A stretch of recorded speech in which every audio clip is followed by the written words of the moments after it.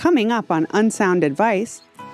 So when I see how ridiculous it sounds, that's how ridiculous it sounds for me to hear you say that someone who didn't value you, who was untrue to you and mistreated you, was upset with you because you decided you didn't want to be his doormat anymore. Yeah, we don't feel sorry for those people. We feel sorry for them because they're not fully developed and they are struggling with some emotional development, but that's not yours to carry. Twice in the last month, I had to come pick her up from a guy's house drunk at 4:30 in the morning. Do I just assume he's not interested anymore? So I'm in my second marriage. My first one ended because my wife cheated on me, and my second wife is starting to act in a similar way. Hey, Lara. Hi, Lara. Hi. Hey there. I know you're a 12-step program person, so I was just wondering. How do you break up with a hairstylist? A bunch of my coworkers are really bad at their jobs. And I wanted to try, bringing her back into my life. I'm just wondering if you had any guidance for me. Give me a strategy here. Where do I start? How do I even begin? And how do I stop eating cookies? Because I love cookies so much. Thanks a lot, Lara. You're the best. Hi, welcome to Unsound Advice with Lara Beitz. I'm Lara Beitz. And today on the podcast, I'm speaking with Aida Rodriguez, who's incredible. Before I had her here, we had only met a couple times. She gave me some really great advice when we were in Montreal together at JFL, which was and will remain private, unfortunately. But yeah, I've looked up to her for a long time. I watched her on TV before I ever started doing stand-up. And when we talked on here, I found out her life is too unbelievable to be true. She's been kidnapped twice. She's had multiple careers, and now she has an HBO Max special and just made her directorial debut. We discussed how experiencing your worst fears can be a growing moment. We discussed accepting yourself as you are. She talked about modeling. We talk about eating disorders. And we talk about my kindergarten school photo, if you're interested in that. Which I kind of would love to see. Yeah, I wonder if I can dig that up somehow. We took some really great calls. We had a woman who asked how to break up with a hairstylist. Which is something I'm sorry, I just can't relate to. You can't relate to that? Well, look at this hair. It's easy. I'll bounce from barber to barber, but I get it. Like, I understand it's an issue, and it certainly, it can be hard when you have that close of a relationship. But I couldn't cut that. I couldn't cut your hair. I mean, I sort of did this during the pandemic also, so it was pretty easy.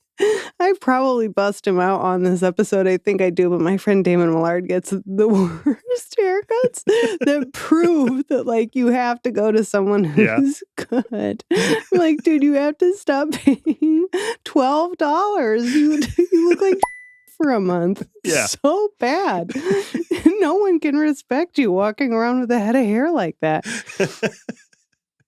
So, yeah, we talk about a guy's biological mom reaching out to him on Facebook, and a woman calls in afraid of her pet dying. We just talk about all kinds of stuff. We have more calls other than that. What else, JP? Well, this was also, I think, the first episode where a portion of it really focused on you, and this time it was your breakup. Yeah. Because it was pretty raw at the time. We were recording this, I think, maybe the week after it happened. Yeah. So I'm curious how you're doing now. I'm great. It's been 4 months. I'm all healed up and we're good to go. I have started seeing someone else that's very new, and it's really fun and exciting. And I'm just so glad that I'm able to not be in that anymore. I'm glad to hear that. It's crazy because we fear the ends of relationships so much that we'll stay in them to avoid having to go through the pain of the breakup.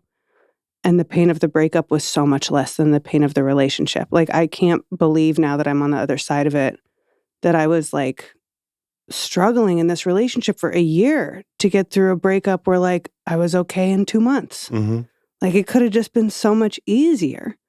But you don't know until you know, I guess, and I didn't want to have regrets. I didn't want to end it and then not be sure if I made the right decision. It's just we never have the perspective at the time that we will have in the future in either direction. Well, I'll say I see it in your face, and I hear it in your voice, and just the way we talk. You seem like there's a huge weight that's been lifted, and you're much happier with the way things are. Thank you so much. Yeah. I am so much happier with the way things are. Another thing I'd like to say is that this is the first time we're recording since we started this podcast, since we started releasing episodes. And I just think the response from people has been great to get to know. I'm starting to get to know your fans from stand-up that are coming and listening and leaving comments. And it's been really nice to see the support. Yeah, it's been really cool. I'm really excited about it. New episodes of Unsound Advice will be available every Tuesday morning at unsoundadvicepod.com and wherever you get your podcasts, including YouTube. We want you to be a part of the show. If you'd like some unsound advice, send an email or a voice memo to Lara at unsoundadvicepod.com. And don't worry, we won't use your name unless you really want us to for some reason. Let's get into it. And my guest today is the amazingly talented comedian, actor, producer, director, writer, and podcaster whose debut hour-long special Fighting Words is streaming now on Max. Aida Rodriguez, welcome. Thank you so much for joining me. I cringe every time I hear my intro. Really? Yeah, I remember those days of hosting, like at the Improv, and then comedians giving me 17 credits to remember before. And I'm like, oh, is that what we sound like now? Yeah, I had a comedian give me a piece of paper with so many things recently at the Comedy Store, and he was like, just read off of it. And I was like, okay. Joy. Yeah. Thank you so much for coming. I wanted to have you on because I look up to you so much. And you gave me some advice privately in Montreal that was helpful and important. And I loved your special. Thank you.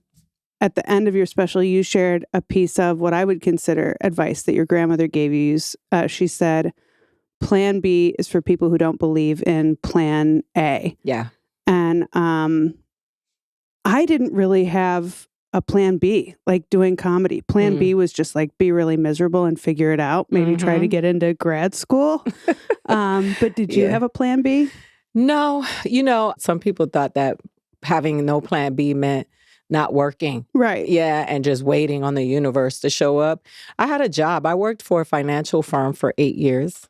And I didn't quit until Last Comic Standing because I had to choose between the two. Yeah. And, but, I never really had a Plan B. I've always been in the entertainment business since I was about 14 years old. I've never done anything else. I've had jobs along the way. Yeah. But that's always been my career. Yeah. And I don't think I'd be good at anything else. I think the school board would definitely oust me. Like, she punched a kid. Yeah. No, I'm joking. Yeah. I'm joking. No, I relate to that so much. And I've had jobs since I think I had my first job since I was 15, whenever you could legally start working with a parent consenting in Wisconsin is how long I've been working. But never was good at anything else, never had anything else that I really wanted to do. And the things that people compliment about my stand-up now are the things that got me in trouble at every other job. Like I'm not able to really be aware of what the tone of my voice sounds like. Right. And it has rubbed people the wrong way in every job I've ever had, where they're like, you're too blunt. You need to soften it a little bit. And in my head, I sound really friendly. And so I'm like, well, I can't fix that because I don't even know what you're talking about. But I'll try. And then I didn't get fired a lot, but I was definitely disliked. Yeah. I got fired. I remember getting fired. The first time I got fired, I was devastated because I had been like an honor roll kid and I was like, I'm special. And then I got fired from working as a cashier at a pharmacy. And it was devastating. But I was a really bad bank teller. Like, I don't think out of the 2 years that I was a bank teller, I think I might have balanced at the end of the day maybe less than 5 times. I used to think it was a good thing because I'd be like, I made y'all some money. I'm $14,000 over. And the head teller would just panic. Beverly, she would just be like, oh my gosh, like now I'm going to figure out where this money came from. And then it'd be like, he's 97. He's not going to live. Like, yay for the bank. And they eventually were able to get me out of there. That's so funny. I worked in tech support. Oh. And God only knows how. I mean, I just had no business being there. And I had to very calmly walk people through troubleshooting. And I remember my boss being like, hey, they called to complain about the way you were talking to them, and I know which call it was because I heard the way you talked to them. And I'm like, I don't understand what I did wrong. I don't understand what I did wrong. Some people got to learn. Unbelievable. So funny. Yeah, your story is so fascinating. And actually, JP, my producer who's sitting right over there, sent me some notes, and I had to fact check them because I was like, well, there's no way that this is all true. You got kidnapped and then got kidnapped by someone else. Yeah. And I thought that was a mistake because it was like she was kidnapped and then abducted. You were kidnapped by your mother and then abducted by your grandmother and uncle. Yeah, it's true. My mom, she took me from my dad. She left the country, which I think was illegal. She moved me back to the States, and I didn't see him again until I shot that special for HBO in 2021. And then my grandmother, she did a whole thing. She surveilled, and she had a plan, and she took me and she cut all my hair off when she was flying me back to Florida. It's always Florida, right? And she took me back. And, it's funny because when people find out that I was abducted by family members, they're like, that's nothing. But that's very traumatic when you're taken from a parent. Like when my grandmother took me from my mother, I was depressed as a kid because I wanted my mom. And I didn't see my mom for almost a year. And it was hard. It was like I resented my grandmother. I was scared. I joke about it. I was like, after my mom came back, I would grab my mom's leg. I would never part from her even. And I loved McDonald's when I was a little kid. And messing around with my grandmother, I was like, nope, you bring me back the nuggets because I'll end up in Milwaukee with you. I can't trust you. So, wow. But I got, it was, I wasn't able to talk about it until I did They Ready. That was the first time I ever brought it to the stage, and I worked it out. It was very painful to talk about, and to actually bringing it to life as a joke was very cathartic for me, and I was able to move past it, and I don't talk about it anymore. I just let it go. But that was a very, I was on the run with my mom. Her husband was wanted for murder. It was like a movie. It was a whole lot. Yeah. Going through all of that, was there a piece of advice that kept you going that you had in the back of your head? Or what got you through it? My grandmother survived so much. My grandmother came to America in the 50s from Puerto Rico. And she was hosed during the civil rights movement. She came right into the fire of it all. And she always would be like, be fine. It's going to be okay. And I trusted her. Yeah. So I always hear that voice. Even now, my grandmother's passed, she's graduated from this life, and I still hear her be fine. It's nothing. Yeah, I love that. Yeah, I've heard something similar where it's even if it's not okay, it's okay. And that is true because I've had a bunch of things happen in my life where it was my worst fear before it happened. And then it happened and I'm like, this is still fine. I'm still moving. It's still just one foot in front of the other, one moment at a time, or 5 minutes at a time, or a day, whatever you can handle. And we survive. Yeah. Is there a piece of advice that you wish you'd gotten sooner or that you would give to your younger self? Yeah, I wish, when I was little, I wish somebody would tell me that I was fine just the way I was. And I think a lot of people understand what I'm talking about. We have this idea that if there's one thing we change about ourselves, that our life is just going to snap into place. For me, at many points of my life, it was very different things. I suffered from an eating disorder, so I thought if I could just get down to being a size 0, that I was going to be the next, Tyra Banks or whatever. But when I was little, I looked very different from my siblings. I had a different father, and I was the dark one, which is all relative. And I just, I hated myself. Things were introduced to me at such a young age about what was wrong with me. that I thought that, I was ugly, and I just wish that I could just be pretty like Marsha Brady. And then, I look at Marsha Brady now and I'm like, I turned out right. But I was, a little kid. And just those ideas that if there was one thing I could change, and the change, it is true. The change is internal though, not external. It's not superficial. It's like, if you could just embrace yourself right where you are, and just acceptance is such a big key to like having a peaceful life.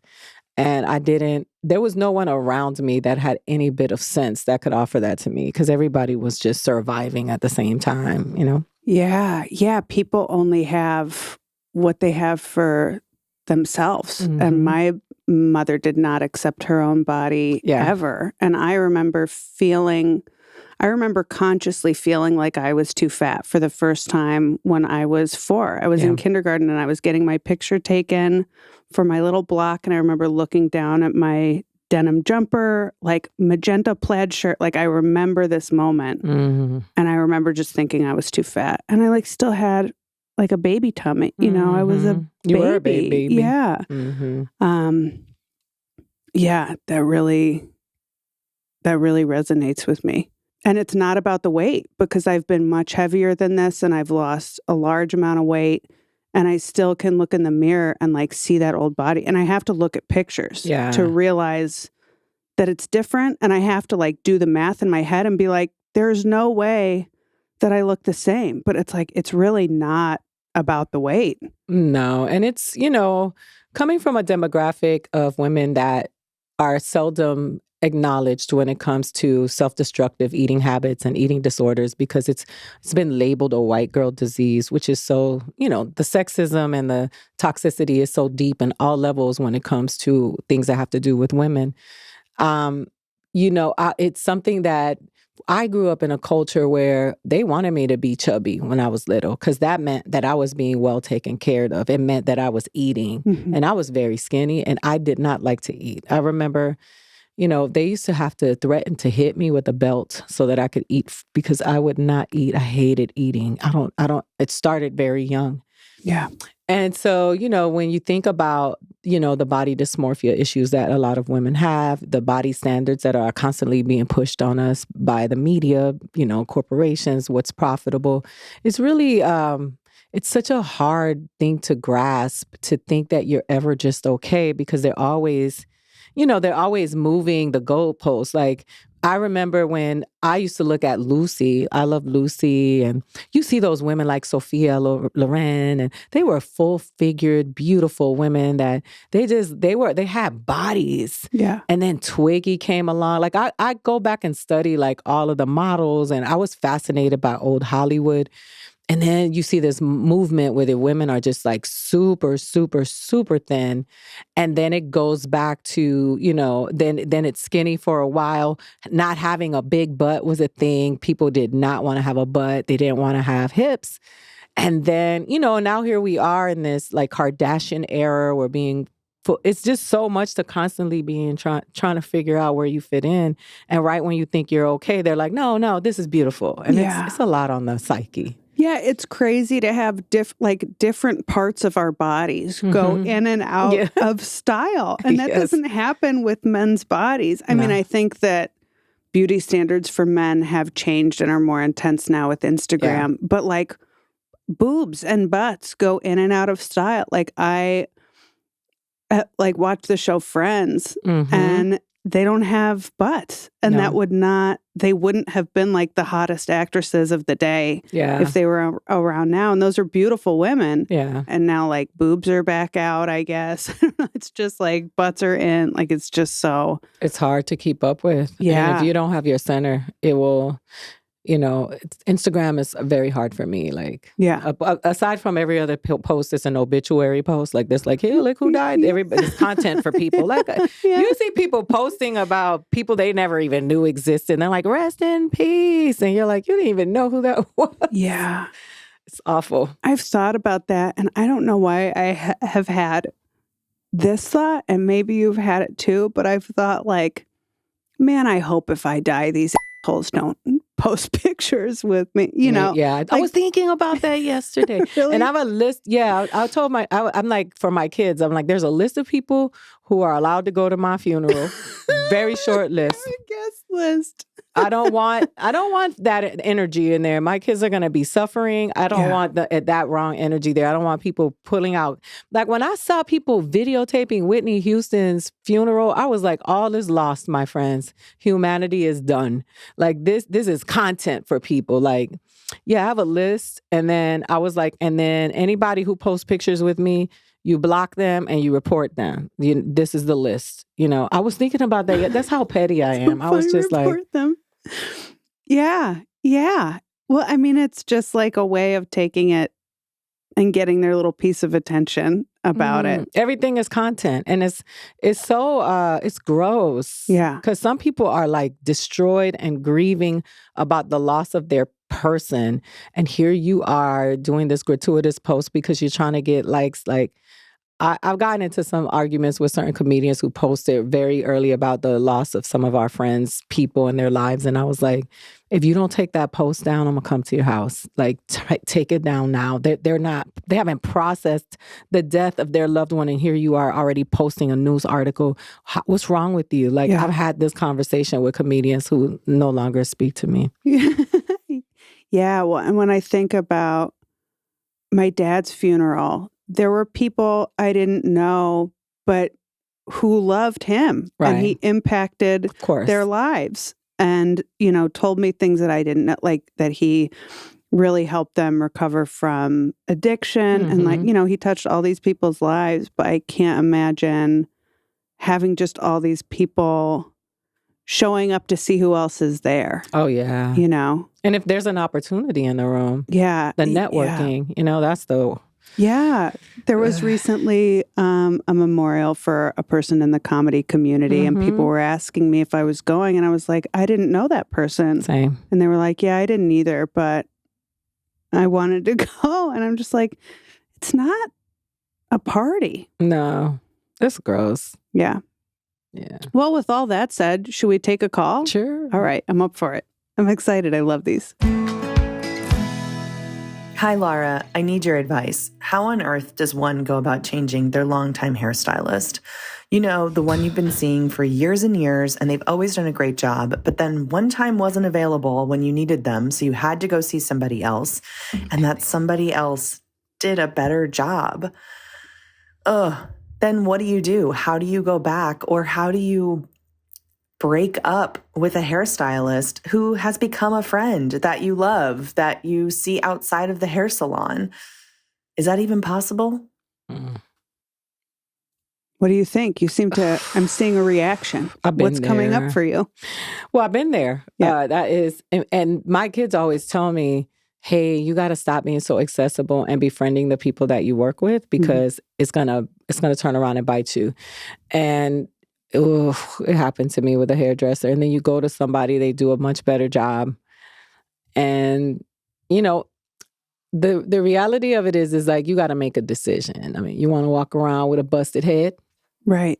Or you want to have the uncomfortable conversation and get over it. And if that's really your friend, then they're going to understand. And if they're probably not a friend if it's conditional, right? Yeah. So you got to have that uncomfortable conversation. I opted not to walk around with a busted head. Right. I had to make the uncomfortable decision.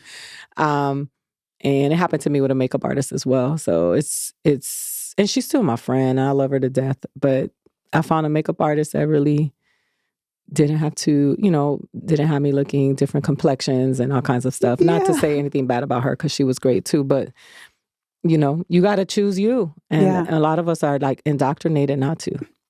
Especially in this business. Yeah. What came up for me when I listened to that is I'm like, if my hairstylist were unavailable, I would wait until she was available, because I have had so many haircuts that have made me cry. I mean, I have been messed up before. And so I finally found someone I can trust. And I'm like, I can't imagine having the courage to see someone else at this point. But I definitely believe in having the honest conversation and taking care of ourselves, you know? Yeah, but she said it was a big event for her. So, and the person wasn't available. So you would just do your own hair? I mean, yeah, I don't know. I mean, yeah, I guess I wouldn't just do my own hair. Yeah, you're right. I probably would have seen someone else. And I probably would have cried afterwards. Oh, wow. Because I have bangs and it's real serious. No one can do them.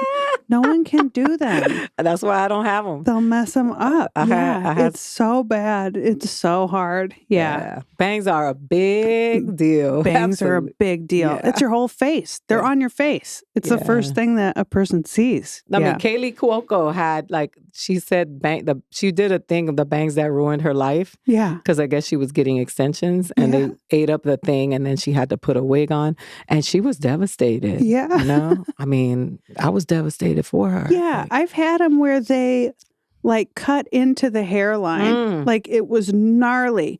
And after it was done, I was like, hey, like this is up. That person hates you. And she just was like, no, it's not. Yeah, it is. She tried to have just like sent me that's honestly what I thought. And that's what I said to people. I was like, I think she doesn't want me to come back. She gave you that Ringo star. She did not like you. She was trying to mess it. Yeah, that's a bad person. It was bad.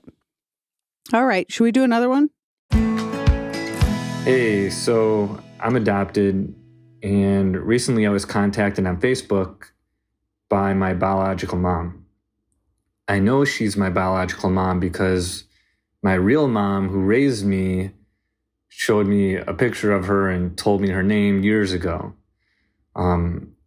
A big part of me has always wanted to meet her, but another part of me hasn't because I love my mom and she's been everything to me.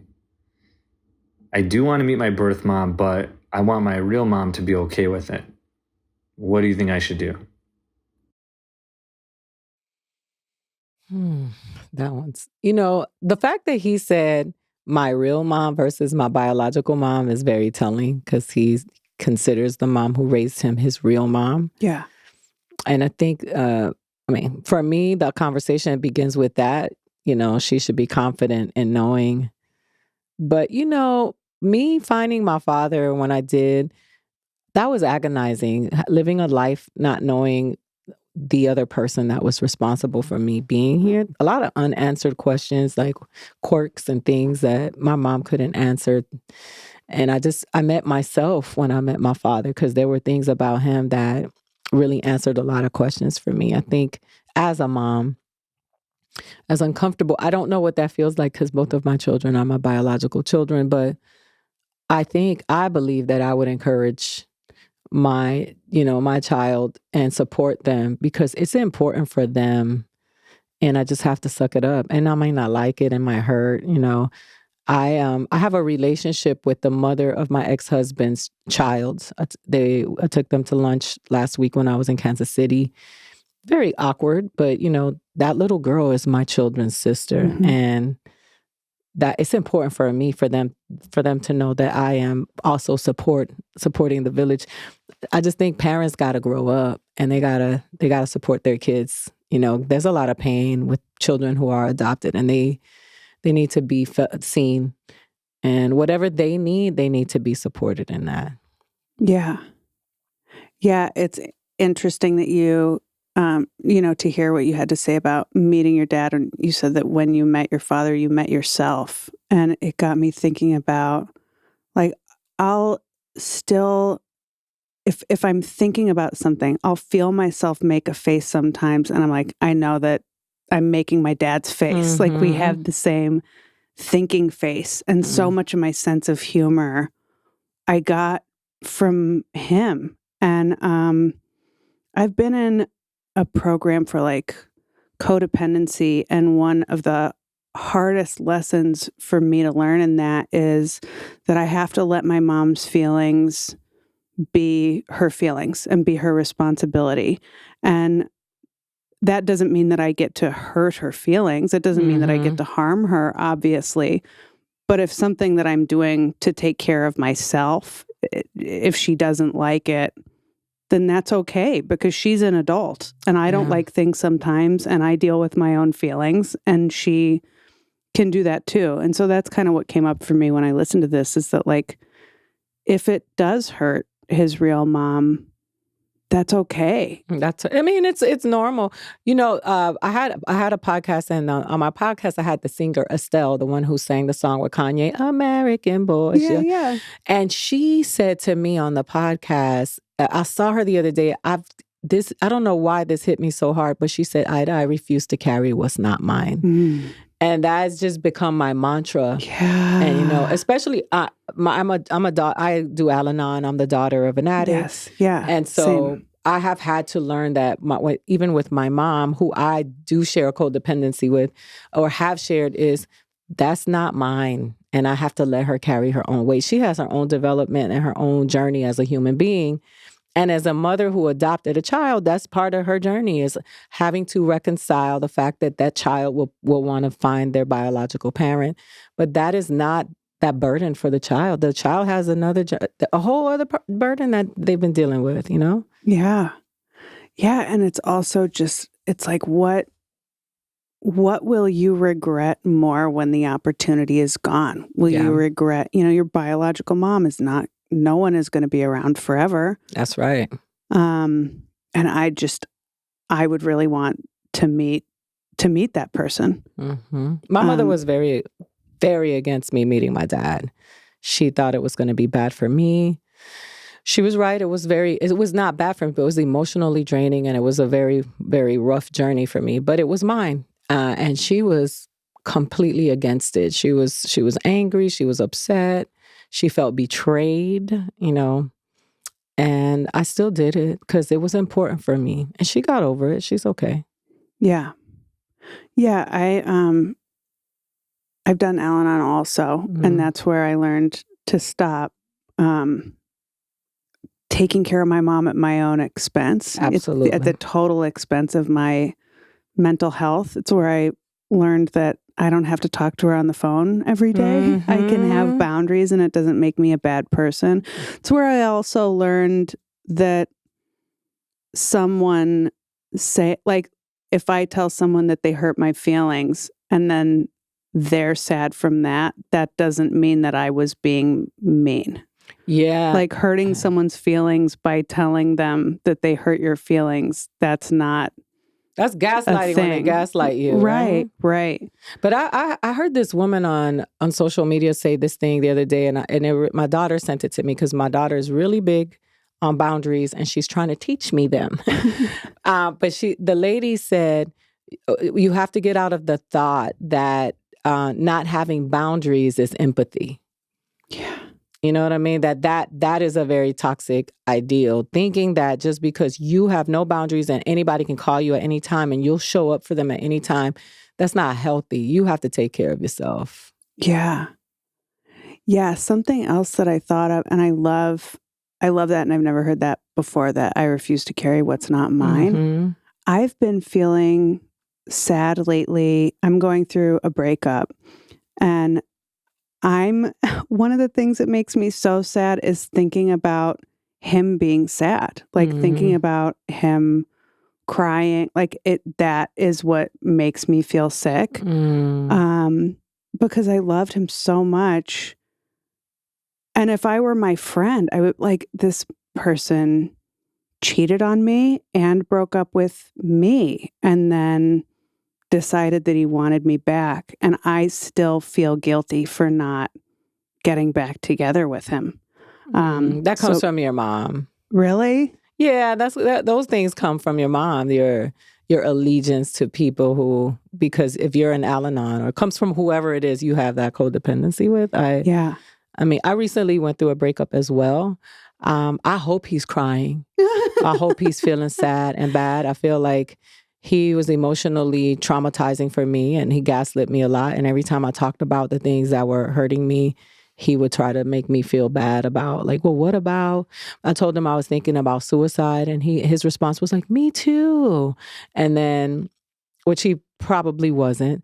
Later on, when I said, I was telling you about my suicidal thoughts, and your response was me too. And he was like, yeah, and you didn't even take care of me in that moment. So when I see how ridiculous it sounds, that's how ridiculous it sounds for me to hear you say that someone who didn't value you, who was untrue to you and mistreated you, was upset with you because you decided you didn't want to be his doormat anymore. Yeah. Yeah. We don't feel sorry for those people. We feel sorry for them because they're not fully developed and they are struggling with some emotional development, but that's not yours to carry. I do feel sad for him because I feel sorry for him for cheating on me. Because I'm just like, oh, you can't even not do that. Like, what a blessing that I can show up as a loyal, faithful partner and end a relationship if it no longer serves me. Yeah. And it is sad to me that someone can't do that, that he can't do that, because I really loved him. But yeah, you're right. It is clear when you say that. Yeah, you're worthy of being with somebody who has integrity and can. Thank you for saying that, because do you know what my mother said to me? My mom was like, she was like, you really haven't called him? You're really, and I'm like, no. And she said, I once asked a woman why she never married. And she said that she didn't know that her last chance was her last chance. And I'm just like, Mom, that wasn't my last chance. Like, you were in Underwood, Iowa. You had 6 guys there, I live in Los Angeles. There are millions of people here. And also, I would think that my mom, and I know that none of that is about me. That's just what that's the fear that she would have if she were in my position. And it's the fear that she had when she was in my position. And it's why she married my dad. And she told me that. She was like, I was afraid, I wanted children, and I didn't think I could do better. And so she was married to an abusive alcoholic for 20 years. And I mean, my dad was in jail when I was in high school. Like, she was really hurt by that. And so it's interesting to me that she still is like, are you sure you don't want to get married? Because I'm a month into this breakup and I have peace, and I'm trying to appreciate the peace that I have. And like last night I was brushing my teeth and I was reading a book because I was really into a book. And I was like, I couldn't have done this with him here. He would have wanted to talk. He would have wanted my attention. And I really like that I can sit and read in bed without worrying that like the light is going to bother him, little things like that. Yeah. It's funny. Even if you were in Iowa and not in Los Angeles, you would still have different dating options because you show up as you. You know what I mean? Like you just attract what you put out, and you're evolved. You don't think marriage is the solution or the destination. Like a lot of women in that generation, like my mom is always like, I pray to God all the time that you find a good man. I'm like, yeah, one that green lights TV shows. That's what I want. Like she thinks like, I want somebody to come rescue you from your solitude. And she doesn't know how much I bask in it. I'm so, I'm okay. Yeah. Yeah, being alone is not the worst thing that can happen. The worst thing that can happen is being in a relationship that is hurtful and miserable. And I've been in miserable relationships before, and I wouldn't wish it on anybody. Yeah. Should we take another call? Sure. Hi, Lara. I have a dog that I am completely infatuated with. She's about 6, and she had previous owners, and I kind of rescued her. I am really worried about the day when she dies, and I'm going to be completely, utterly devastated and heartbroken. How do you deal with your pets dying? And how do you not worry so much about it and enjoy them for the short period of time that we have them? Thanks. I totally get this. Okay.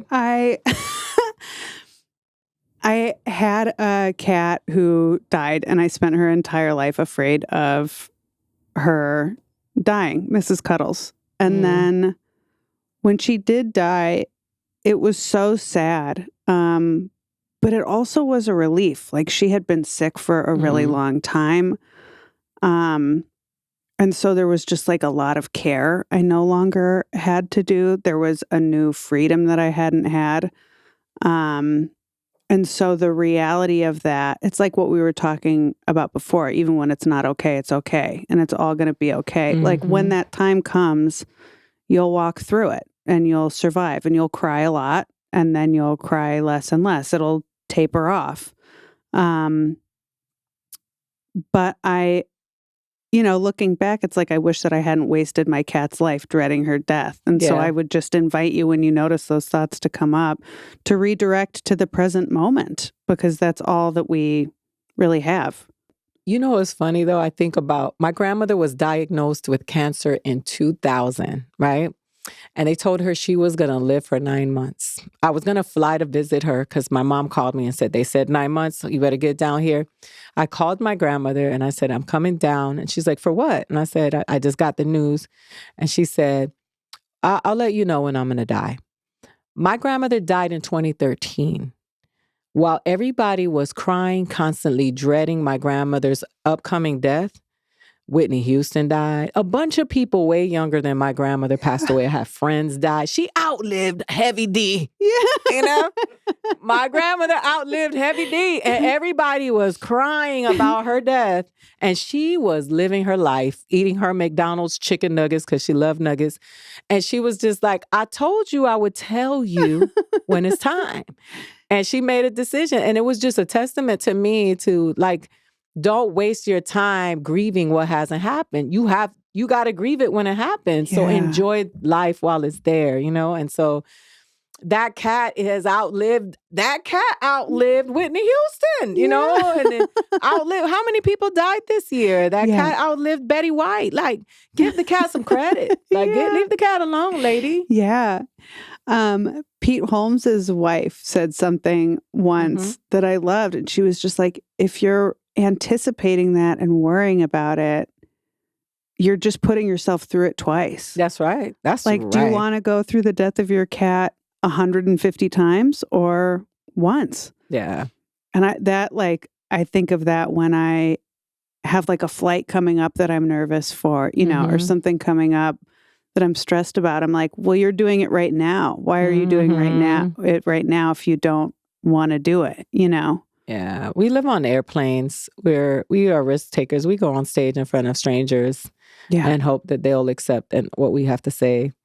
We live very, we are risk takers amongst the population. I mean, sure, people are police officers and firefighters, but what we do is pretty scary too. I mean, it's scarier than that to some people. Public speaking is one of the scariest things that a person can do, right? And we do it. So we should live in our badassness instead of...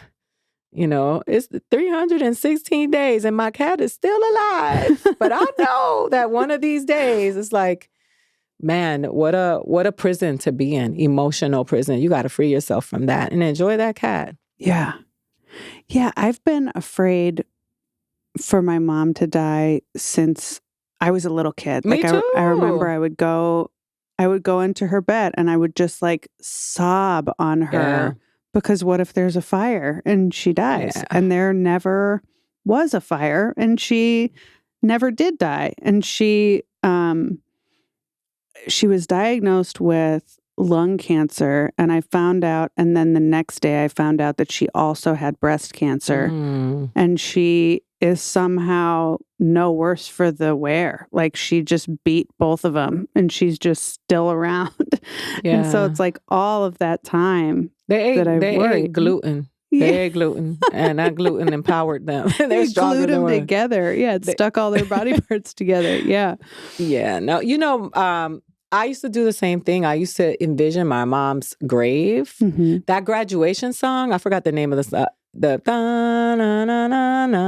that song makes me cry because I remember thinking, I don't know why I had a dream that I was graduating and my mother died. I was little and I used to think, and my mom was so upset when I told her, like, she was like, don't be having fantasies about my death. Like, what if that sounds like a wet dream? Like, I'm like, oh my God, this lady just ruined my whole, I didn't even know what a wet dream was at the time.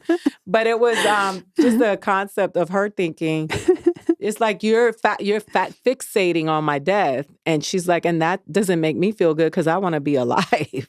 Yeah. Yeah. That reminds me of something that someone said to me recently, because I was thinking about like the people, I don't know, people who had endured misfortune, the people in the earthquakes or something like that.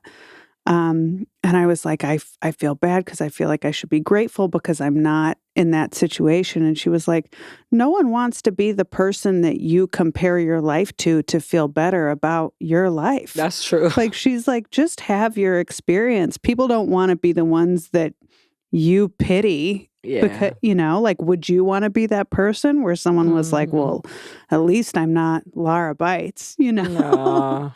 Yeah. That's a good point, you know. Yeah, I never thought about it like that. What do we think? Should we do one more call? I like the calls. It makes me feel like I'm not alone. Yeah.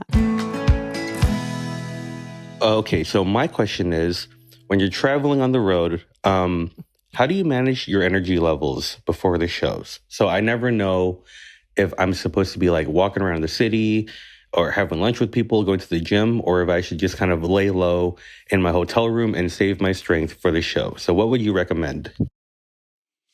That's personal, right? For me, SVU marathon all the way USA, I sit in my hotel room, I order food. I preserve my energy because I know I'm going to have several conversations with people who want to talk to me, and that drains me. Yeah. So I save my energy up. You know, I have to be in the mood. Like if I'm in a city where I want to go try something or go to a restaurant, maybe. But I really try to hold on to my energy because after the show, I remember I did a meet and greet that was like an hour and a half because I talked to every single person because I feel bad saying, okay, that's it. And by the time I got back to my room, I was zapped. Yeah. So I would fight to hold on to my energy personally. Yeah. I do wherever I am. I usually do a walk after breakfast. Nice. I do a walk in the morning to get some sunlight and some fresh air. And then when I have 2 shows, I take a nap in the afternoon. I take a nap at like 3 or 4 and I treat myself like a toddler. Like I'm like, it's nap time. You need to go to sleep. This is part of your work. This is getting ready for work because I hate taking naps. I wake up and I'm depressed. It's nighttime then and I feel like a piece of shit because I am in bed. But yeah, I have to do it and that makes a huge difference for me. Not like the naps. I mean, everybody has their own routine. Like I know people who go do... You know, they go do the sightseeing and stuff. I feel like that's another trip. This is work for me. I'll go to Whole Foods and load up on some snacks and get some stuff from my room because I do not have room service. Like I don't want anybody. I don't want to be around anybody because I know that, you know, I have to talk to people after those shows. Yeah, that's really nice that you do that. I sometimes just hide. I hid this Kansas City last show. I felt really bad. But I was tired. But yeah, people, it was just a person. And then that exchange of energy is really, it's work. It's emotional labor. I know. I'm the same way where it takes my energy rather than giving me energy. And it started because of COVID. You know, I'd be like, no one can come in the green room. I'm not going to go out and shake hands with people. And then it was just so juicy. I just can't get enough and not talking to people. I will sometimes, especially if I have like a feature who's like selling merch, I'll stand at the table with them. And I don't know why that makes me feel like more protected. But also, I mean, now that we're talking about it, like I've had a man like force himself on me and kiss me in line while like people were laughing. I've had people like grab my stomach. Like I've had, you know, they grab you. Right. And so it makes sense that I avoid them now. Yeah. I have to remind people because I'm not on like all the time. Yeah. And it's a really hard journey for someone like me versus someone like who's always like jokey joke. Yeah. And people forget, but I'm not a jester. Like I'm not here for your personal entertainment where I'm just like I'm a human being. Yes. But I had this woman grab me and she was like, no, don't go anywhere. Don't move. It was so like aggressive. And it really triggered me because she was like really like grabbing my arm. And I was like, we can't do this. This is not okay. Yeah. You're assaulting me, man. Yeah. I don't know what to tell you. Yeah. We're people. Except to stop. Yeah. Yeah. I'm different off stage than I am on stage. You know, I use all of my energy for a performance. It is a performance. And I've had people who have met me after shows say like, are you okay? Yeah. Like, what's wrong? Are you angry? And I'm like, no, this is how I am 90% of the time. I'm just not on stage right now. Yeah. And I'm not a clown. I'm not a Muppet. That's right. I mean, it's not like Sting gets off the stage and he's like, Roxanne at Starbucks. But it's us. Nobody walks up to a dentist and opens their mouth and say, hey, can you check the back teeth? It's only comedians that, you know what I mean? Nobody walks up to hey, Angela Bassett, can you do the scene from the Tina Turner movie? Nobody. It's always the comedian. What? Make me laugh. Take your miserable ass somewhere else. I am not your jester. Get out of here. Kick rocks. Yeah. Also, if I can interject on one thing, is that another difference between a meet and greet for a comic is versus a singer is usually those meet and greets for singers, they're paying like $5,000. That's right. And there's security and there's a line and they're ushered through. What people don't understand is a meet and greet after a comedy show usually, I mean, do you really trust those venues to kind of have your best interest and protect you? I mean, how close is security to you when you're doing a meet and greet? That's right. No, it's true. I've had to start asking them, I need a security person if I'm going to sit out here. Because it's the truth. And they don't pay for that. It's like, go try to hug Beyonce. Right. You'll end up in the hospital. Right. Yeah. I'm sensitive to and irritated by people who take up time and space in inconsiderate ways. Oh. So like if I'm somewhere and the person, like throws their stuff all over the couch, their notebooks here, their things that, they're taking up a bunch of different spaces, that irritates me. Or even just, physically, if someone is taking up a lot of space when space is, when there's a limited amount. And with time. Oh, man. It's the same thing. So if someone knows that there's a huge line behind them and they're telling you their life story, it's like, send me a DM. I'll delete it. I won't respond. But like, tell me in a way that isn't costing other people their time. Yeah, they don't. It's true. Because with the singers, they usher you along. They're like, you took the picture? Did you buy the shirt? Goodbye. Yeah. But for us, it's like, oh man, when I was 7, I wanted to be a comedian. Everybody at my job at Costco tells me I should be a comedian. And you got to take all of that in. And if you even react in any way, then you're a bad guy. Yeah. And it's exhausting. Yeah, they think that you're rude and you're stuck up and Let's end it on that in the interest of respecting your time. Fighting Words is streaming on Max, and Marcella Arguello, her new special, which you directed and produced, is also on Max. That was hilarious. I've never watched a special where the comedian repeatedly had to be like, I need you to stop clapping. Yeah. Because I have jokes to tell. You can't clap at every punchline. She was so funny. It was surreal to watch. Yeah. I'm also on tour right now, my Don't At Me tour. Yes, the Don't At Me tour for cities and dates. Go to funnyaida.com. Before we go, I'd like to recommend a podcast I've been listening to.